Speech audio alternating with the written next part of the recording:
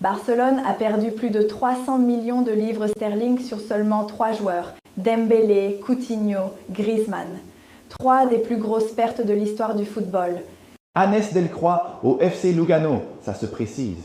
Selon les informations de Florian Plettenberg, le défenseur haïtien est sur le point de quitter Burnley pour s'engager avec le club suisse. Un accord entre les deux clubs aurait déjà été trouvé et la visite médicale est prévue pour la fin de semaine. Une excellente nouvelle pour le Grenadier, à quelques mois de la Coupe du Monde 2026.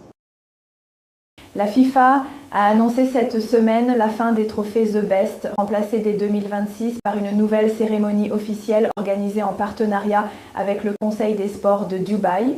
Cette nouvelle remise de prix deviendra l'unique événement à distribuer les distinctions officielles de la FIFA. Aitana Bonmati restera donc la dernière lauréate du trophée The Best dans son format actuel. Depuis 2016, ces trophées étaient remis par la FIFA après avoir succédé à d'autres formes de récompenses, notamment la fusion avec le Ballon d'Or entre 2010 et 2015. Ce changement marque un tournant, alors que le Conseil des sports de Dubaï est déjà associé depuis 2010 au Globe Soccer Awards. L'année 2026 vient à peine de commencer que CBS Sports a déjà dévoilé son classement des favorites pour le Ballon d'Or féminin. La joueuse Melchi Dumornay occupe la première position. Il n'y a peut-être aucune autre joueuse en Europe qui représente une menace aussi redoutable et spectaculaire que Melchi Dumornay, évoluant en véritable numéro 9 ou dans un rôle plus reculé. Elle a pris les rênes de la brillante équipe d'Ol Lyonnais en Ligue des Champions, souligne le média américain. Voici le top 5 des favorites selon BBS Sport. 1. Melchi Dumornay, OL Lyonnaise. 2. Alexia Putellas, FC Barcelone. 3. Clara Buhl, Bayern Munich. 4. Mariona Caldente, Arsenal 5. Caroline Graham Hansen, FC Barcelone. Napoli prête à offrir jusqu'à 50 000 € pour le milieu du Real Madrid Franco Mastantuono en janvier, mais toute offre serait rapidement refusée. Le club espagnol prévoit de rapatrier Nico Paz en juin prochain, un joueur au profil similaire à Mastantuono. Le Real Madrid a démarré 2026 en fanfare avec une victoire écrasante de 5-1 contre le Real Betis au Santiago Bernabéu lors de la 18e journée de la Liga. La star incontestée du match a été Gonzalo Garcia, qui a marqué un triplé sensationnel, 20, 50, 82, et s'est imposé comme l'homme du match. C'était une soirée mémorable pour ce jeune talent, qui a également inscrit son premier but en championnat. Le match a commencé fort pour le Real Madrid, dominant la possession, 59%, et ouvrant le score grâce à un superbe coup de tête de Gonzalo Garcia sur un centre de Rodrigo.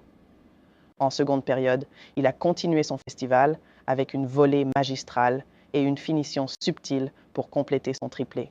Raúl Asensio, 56, a également marqué son premier but pour le club et Fran Garcia, 93, a scellé la victoire avec un 5e but en fin de match.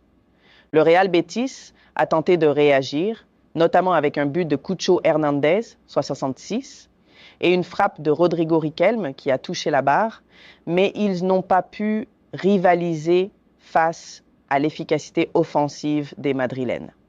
Cette victoire permet au Real Madrid de rester dans la course au titre, à seulement 4 points du leader, le FC Barcelone. Voici le nouveau maillot du Portugal pour la Coupe du Monde 2026. Un immense bravo à notre joyau haïtien Melchi Dumornay pour cette magnifique victoire dans le vote organisé par Euro 433 Women FC face à l'incroyable Aitana Bonmati.